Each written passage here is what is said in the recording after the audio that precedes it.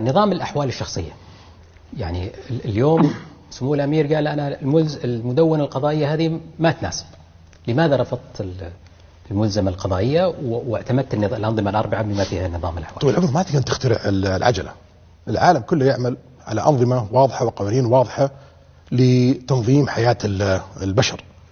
احنا دورنا ان كل القوانين تسن في المملكة العربية السعودية تترجم واحد انها لا تخالف القرآن والسنة. القرآن اللي هو دستورنا، لا تخالف مصالحنا وتعزز مصالحنا، تحافظ على امن المواطن وتحافظ على مصالح المواطن وتساعد في تنمية وازدهار الوطن. فتسن القوانين بناء على هذا الاجراء حسب المتعارف عليه دوليا. اذا انت تبغى سايح يجيك تستهدف 100 مليون سايح لخلق 3 مليون وظيفة وتقول لي انا عندي حاجة جديدة اخترعتها وغير القوانين والآلية المتعارف فيها، لن يأتيك. إذا أنت تبغى تضاعف مثل ما ضاعفنا الاستثمارات الأجنبية من 5 مليار ريال إلى 17 مليار ريال وتقول تعال استثمر عندي لكن أنا عندي اختراع جديد، لا محاميه يعرف وش الإجراءات اللي أنت عاملها ولا يعرف كيف تطبق ويحتاج أن يستثمر فيها مبالغ ضخمة، يقول لك بلا هالاستثمار في هذه الدولة. لما تيجي تستقطب عقول وقدرات بشرية للعمل في المملكة العربية السعودية